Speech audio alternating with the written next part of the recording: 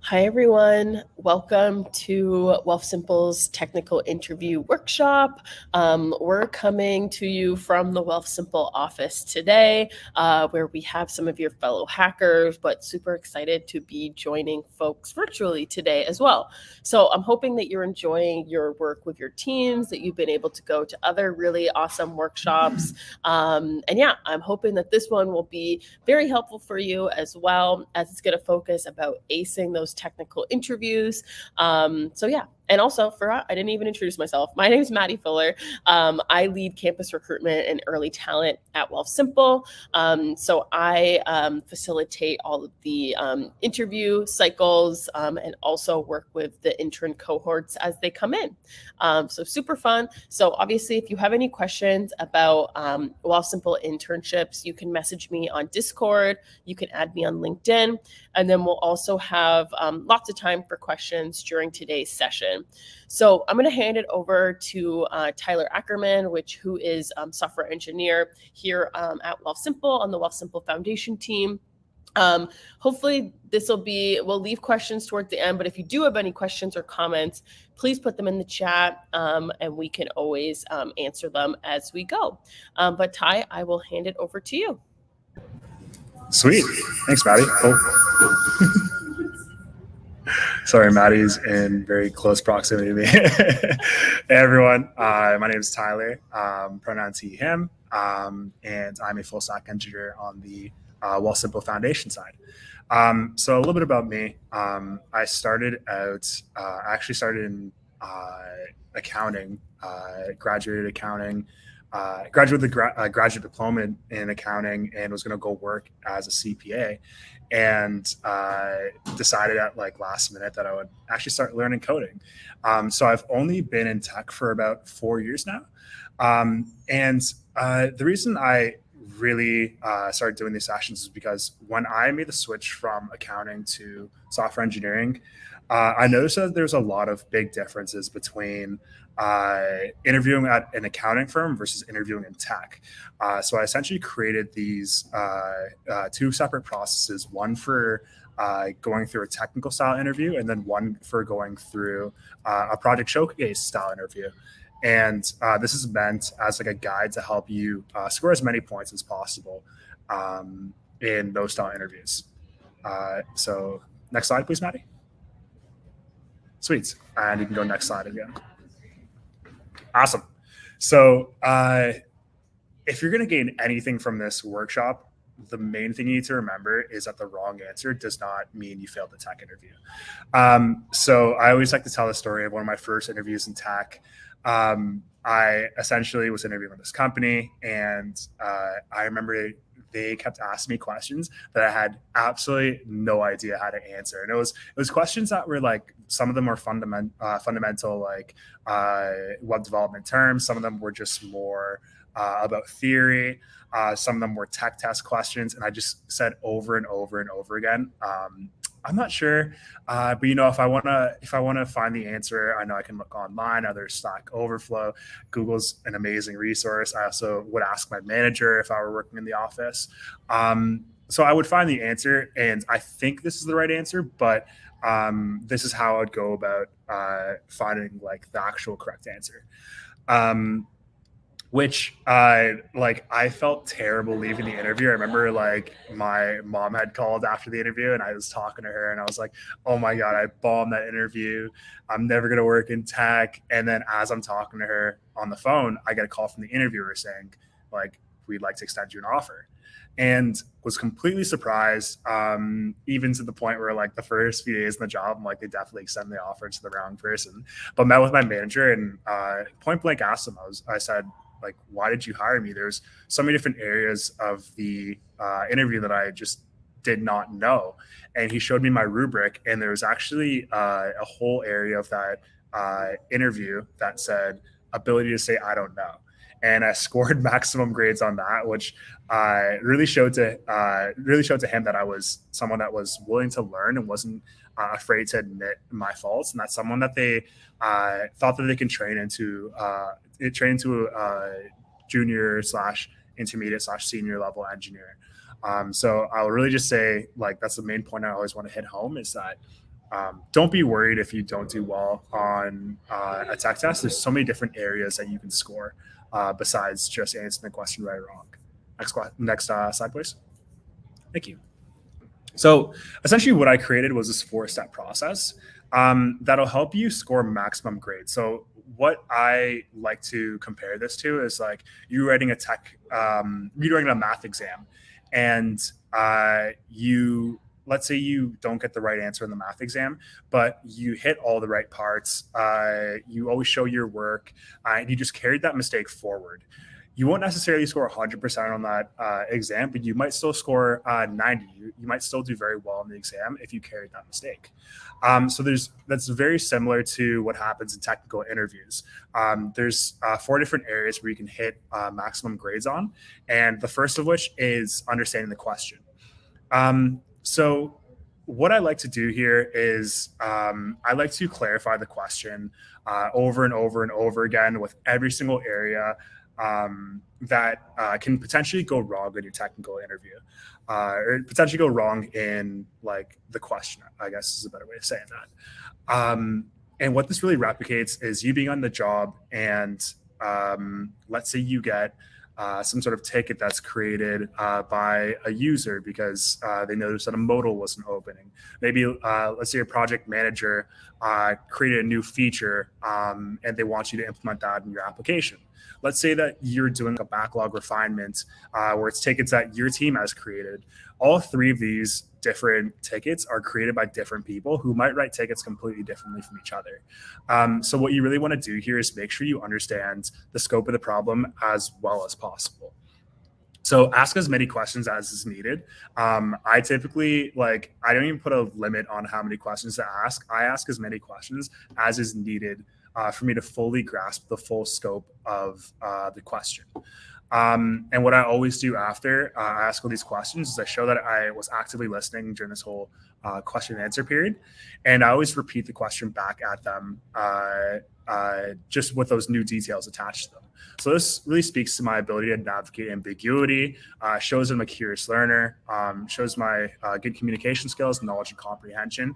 And again, your attention to detail to really point out those areas that can potentially go wrong in this technical question. Next slide, please.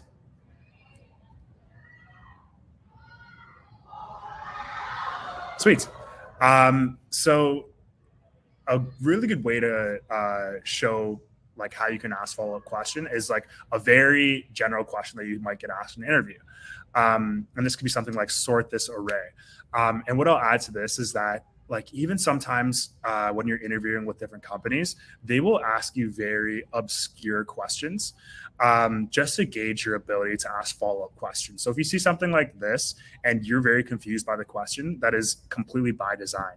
So with this, the follow-up questions can be, what kind of array is it? Is it an array of numbers? Is it an array of strings? Is it an array of arrays even? How would you like me to sort this array? Would you like me to sort in ascending order, in descending order? What kind of sorting algorithm would you like me to use? These are all very good questions you can ask in an interview, and don't feel like this is making you seem like not a good candidate. This is making you seem like someone that's has really good attention to detail and that really thinks through questions. Next slide, please. Sweet. And the next step of this process is pseudocoding. So a lot of people have polarizing views on pseudocoding when writing production code, but I don't think there's any better way to highlight your thoughts than doing pseudocoding for your interview. And something I always like to do is I will write down, even just at the top, I'll write down the test cases in pseudocode. And this really allows me to show my work and help me score as many part marks as possible, but also gives the interviewer the opportunity to step in and ask questions about what I'm kind of going through, and stop me if there's any sort of errors in the logic of my code. And something I always like to say to this is it doesn't even need to be specific. It can be as general or broad as you want it to. It doesn't have to be inline codes or comments. It doesn't have to be even words. You can use a flow chart if you want. You can use a diagram. It's just essentially anything that allows you to illustrate your thoughts and provide the interviewer with the opportunity to ask questions.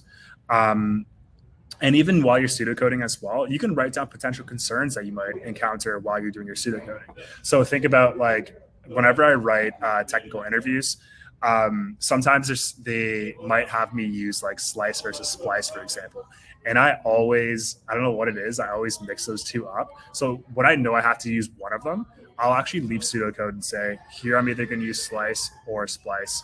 Not sure which one it is yet, but we'll test through and it'll definitely be one of those. So it doesn't even have to be perfect. It can be something along those lines as well. But this really shows that you're a self-starter, shows that you're someone who's very coachable as well when they give their point of view and have you working on something that's very specific to their question.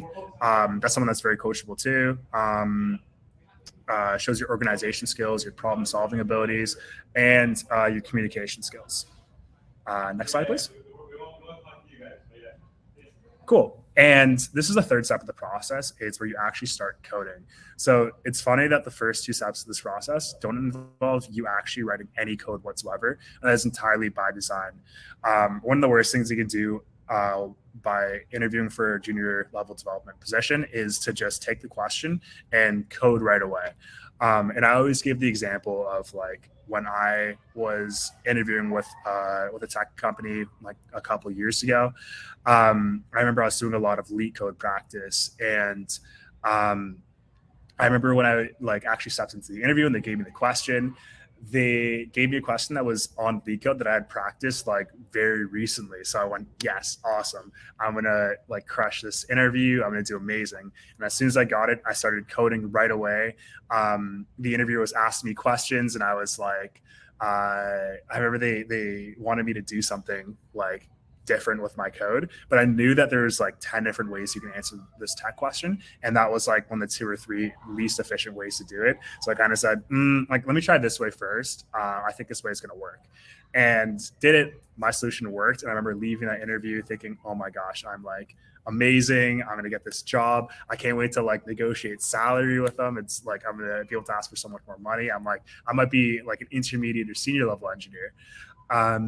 And then like not hearing back from them for a couple of weeks, and then realizing the reason why like I didn't hear back from them was because, first of all, I didn't get the job, but they actually let me know that it was because they didn't feel like I was someone who was willing to learn. They found like they felt like I was someone that like knew everything that they thought, or how do I phrase this? They thought I was someone that wasn't willing to learn anything new on the job and thought they knew everything.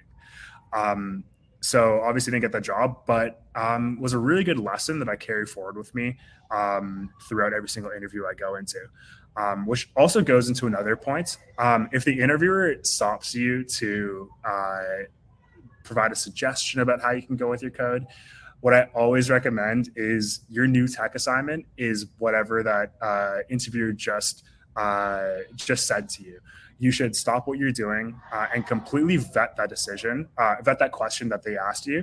Go through some examples. If it's something that you don't even understand what they're talking about, make sure you ask question after question after question to make sure you properly understand it, and then try to implement it. If you're having issues, ask questions as well. And if you find that it's not really an optimal solution, say why it's not an optimal solution. Say why your solution is better. But this provides you with the opportunity to show that you're someone who's coachable. It shows that you're also passionate about the function and you have raw development abilities as well.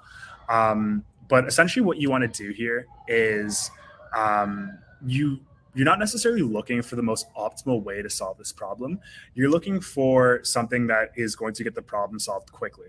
It doesn't need to be very efficient. It can have issues that you can flag down in your pseudocoding and say you'll get back to later.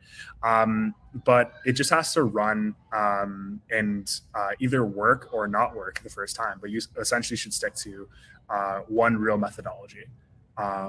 Next slide. Sweet. Oh.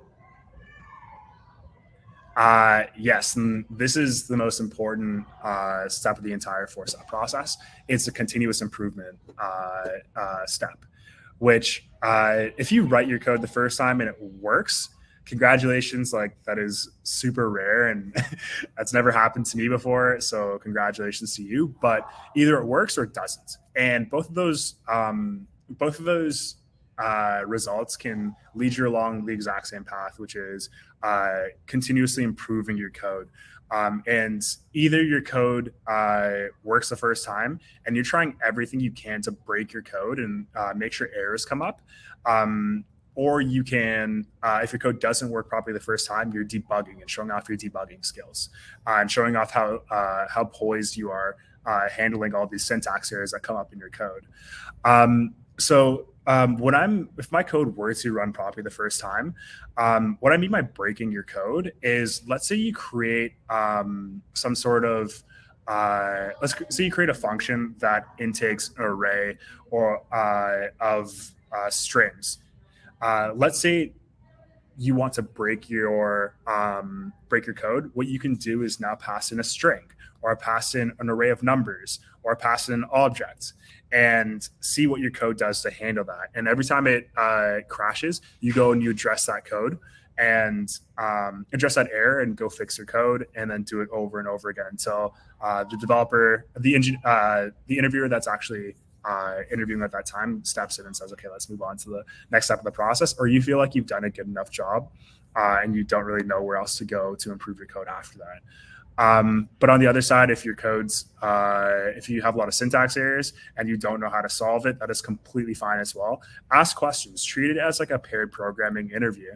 And don't be afraid to talk about things you don't know. That is completely acceptable in a junior level tech interview.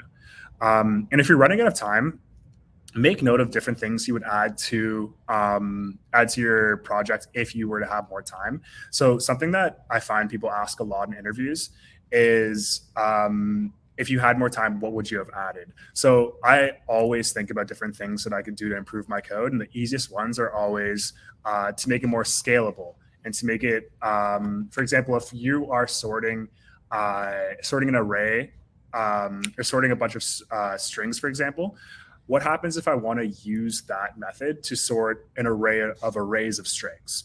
Then I would think about creating another method on top of that to make my project a little bit more scalable, or even adding error handling. Let's say I haven't added proper error handling and I want to be able to throw my own custom error. I would do more of that if time permitted, but that's obviously not a priority in a technical interview. So this really shows your passion for the function, shows that you're someone who's like a curious learner. Again, speaks to your debugging skills, your problem solving skills, and just like the last step as well, it shows your raw development abilities as well. So those are the 4 steps of the technical interview. Maddie, if you want to go to the next slide. So this is a different style interview that a lot of people are doing now. It's called a project showcase. And essentially what a project showcase is, it usually follows your technical interview. And it's more focused on showing off a project or a couple projects that you're very proud of. If you've made it onto this step, there's the engineer usually knows that you're someone who knows how to code. And now we're trying to figure out if it's the right culture fit. So this is really a project. You want to show off projects that really speak to you as a person, and something that shows that you're someone who likes to work hard or think outside the box, or shows a particular interest that you might have. Next slide, please. Sweet. So the most important question that you have to ask yourself is, how do I choose a project? So that project, I like to choose 2 specific projects. One is the main focus of my technical interview or my project showcase interview. And the other one is the focus of like the last 10 minutes that really show the type of person I am. So for the big project I'm showcasing that I feel is the main focus of my project showcase, I usually pick one that I spent maybe the past few weeks / month / years even working on and iterating on, that shows all these different like really good technology behind it, really good testing behind it, really like can do a lot of different things. Maybe it's a full stack application, but it's essentially something that I'm very proud of, that I feel like is a very good application. But the second one I choose is something that I feel more speaks to me as a person, that maybe more shows my interest in what I like doing outside of web development. So for the first project, for example, I usually pick this really cool data visualization project that I made over the past few years. It essentially uses React in the front end, Node.js in the back end, and speaks with the IMDb API database. And I essentially created it because it was out of COVID, where I was watching a lot of TV shows, and I found that like getting to the like third or fourth season of some shows, the quality of them really dropped. So I created this data visualization project that showcases all the show ratings by giving green for 10 out of 10 rating and red for 0 out of 10 rating, and showed each episode of each show in ascending order. And you got to really see how the series improved or got worse over time. So a really good example about this was when I was watching Community. Community is famous for having a great first 4 seasons, and then 5th season, the quality really drops off. And it was really evident by the data visualization diagram that I created, that before the 5th season really drops off, but the first 4 seasons were really good. So it allowed me to like stop watching after 4 seasons, which I know is probably not the best thing to do, but I don't like watching poor TV. But the second project I always pick that I focus on spending the last 10 minutes on is this tattoo that I actually got. I don't know if you're able to see that, but it's a QR code. And I cannot turn my wrist. There we go. It's a QR code. And essentially what I did was if I scan it with my phone, it redirects to my portfolio, where I created a project that specifically handles the content of that tattoo. And I created that out of 2019 when the Raptors won their NBA championship. I knew I wanted to get a Raptors tattoo, but I wasn't sure what the content of that was going to be. And I kept flipping back and forth. So I decided that I was going to do something that like was a little bit different, that allowed me to change it whenever I wanted to. So if I scan it now, it actually, let's see if I can do this.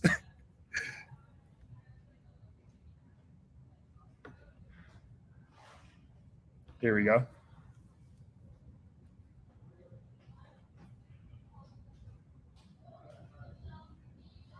So it goes to a video of Kawhi Leonard hitting that amazing shot against 76ers, sending us to the conference finals. So I created that, but I created more on the side that allowed me to change the content on the fly as well. So like essentially that's a project I feel showcases who I am, because I'm a diehard Raptors fan, but I'm also someone that likes creating cool party tricks like that, apparently. Next slide, please. Sweet. So the first thing I typically do in this project showcase interview is I talk about why I chose this project. So for the first project, I talk about how it was made out of pure necessity of COVID, because I was tired of watching terrible TV shows. And the second project I created was I created because I wanted to create a cool Raptors tattoo that was a little bit different from anything I'd seen before. And the second step of this process is to really demo those features. So I'd be doing exactly what I just did right there, where I scanned the tattoo and showed the cool redirecting to like Kawhi Leonard hitting the shot. So this is just like a quick walkthrough of your application, showing some different cool features that you added, but not spending too much time on that, because you'll talk more about the interesting features and future steps in this layout. The third step is arguably one of the most important steps of this process, which is your research methodology. So when I researched this QR code tattoo, there were a lot of different things that I wanted to consider.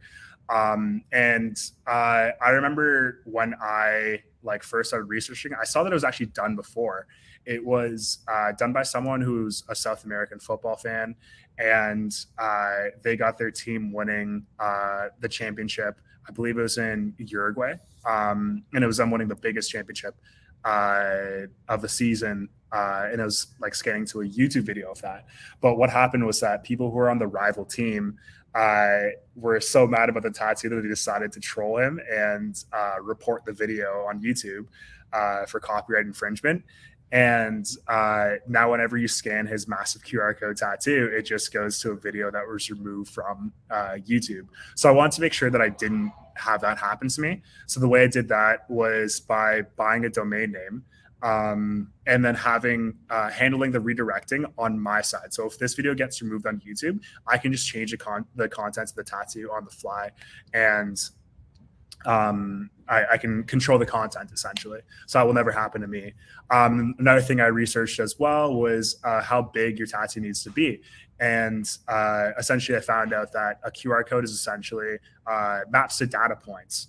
And the more data points you have, the larger the QR code needs to be for there to be a successful scan. So if I wanted a whole YouTube URL of like 50 characters, the QR code would have to be massive to have all those data points mapped to this URL. But what I decided to do is have a QR code only had, I believe there's only 9 data points that it maps to. So I picked a very small URL to register the QR code tattoo to. And I obviously put that URL on auto renew every year so that no one can buy it. But essentially, talk about all the different research you went into to make sure your project was going to be would be feasible. And this doesn't even have to be. This could be talking about the technology behind it. This could be talking about whether you can actually create this idea. This could be talking about anything. Just that you're someone that does a lot of research and planning before they create a project.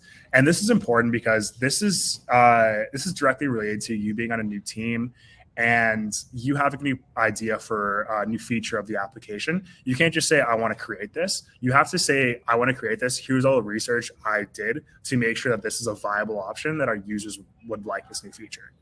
So this is something that interviewers love hearing about as well. The fourth step of this process is big wins. And big wins, what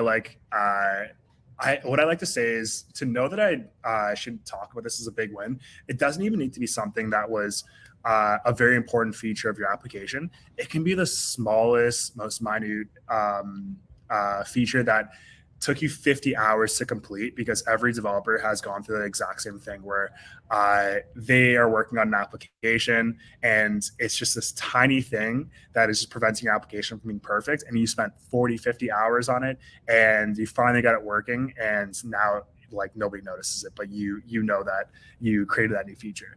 And I like to talk about for an application I made. I wanted to make 2 APIs talk to each other. One was getting me the country of like where the show was located, and the other one was a API that based on the country that you provide the API, it will give you a map, give you the flag of that location in the world. So I wanted these 2 APIs to talk, and it took me so long to try and figure out how to get these 2 applications to talk to each other. I remember looking on Reddit. I remember posting on Stack Overflow. I remember talking to senior level engineers that could potentially help me with it. And I finally got it working, and it was just like this little flag at the bottom of my application. But that's something cool that I can really showcase. And in this step, this is where I'm actually like, I pull up my text editor and I'll like, excuse me. This is where I'll go through my text editor and I'll talk about the specific method that I created and all the problems that I encountered as I was solving it, and how my solution was like came to fruition, and why I'm super proud of it. And the next step I always talk about is the problems and limitations I encountered. So what I like to do is I usually talk about specific problems that I faced that I solved, but I also save a few problems that I haven't solved yet that I'm still currently working on. So something I brought into an interview with Wealthsimple actually was how my data visualization tend to crash when I searched for shows which had lots of seasons, like The Simpsons, which had, I think it has about 30 seasons now. But the reason why that was happening was because I was storing when you have to query the IMDb API for TV show ratings, you have to query first the show, and then you have to query for all the seasons in that show as well. And I was saving all those shows to cache. So I knew exactly why I was crashing. I knew there's a memory leak somewhere in my application, but I didn't know what was causing it. I pinpointed it down to one specific method, but I didn't know how to fix it. So when I went to the interview, I showed the interviewer exactly what was going on, how I can reproduce it, what I believe was causing it, and said, I would love it if you can help me solve this. And for 10 minutes, we both worked on our debugging skills. They were telling me what to do, and I was like trying it out. And then I was reading the errors that were coming up. And after 10 minutes, we actually got it working. And I was thinking to myself, this is literally the best way that you can show that you're someone that's willing to learn, is if you bring up a problem that you're experiencing and the interviewer helps you solve that issue. And it also was really important for me as well, because it showed that the company that I'm working for, or the company I'm interviewing for rather, is someone that appreciates someone saying that they don't know stuff, and someone that it's an environment where you're really able to learn and grow. I actually end up working under that manager, and it's the exact same on the job. If I have any sort of issue, I can bring it up to them, and it's like they'll drop everything to help me out with an issue. So I would say interview the interviewer as much as they're interviewing you, because bringing up a problem in an interview can help you decide whether this is somewhere where you can really grow in the organization. And last but not least, I always talk about stretch goals with my application. So this can be anything, whether it's feasible or not, whether the technology exists.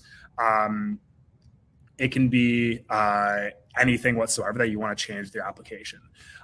So for example, for this QR code tattoo, I want to make it beyond a party trick. I want to make it something that can provide a lot of value to either me or someone else. And what I always think about is I travel a lot, I go on lots of hikes, and I like hiking in the summer as well. But let's say I'm hiking alone and I pass out from heat stroke. I want to figure out a way to have my QR code scan to information about my health. So it could be my blood type. It can be my emergency contact. It could be different items that I'm allergic to. But essentially provide all that information to someone that can help me get out of a situation where I might not be conscious. So that's a really cool stretch goal I have with that application, but it can be anything that you're looking forward to within your application that can provide some value. Next slide, please. Sweet. And I'm not sure if there's a way for everyone to ask questions, but any questions? I was just going to say, if anyone has any questions, you can, I believe you can ask to be unmuted, so we can do that, or you can also share in the chat. But yeah, we'll leave the floor open for a few seconds to see if anything comes through. Sweet. Thanks, Maddie. I will also say, feel free to reach out to me on LinkedIn as well. My name is Tyler Ackerman on LinkedIn. And yeah.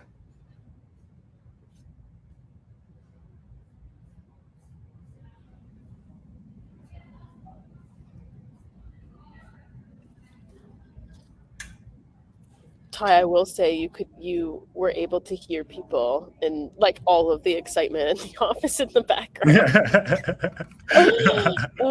That's so funny. It's nice to have this office bumping like this. Yeah.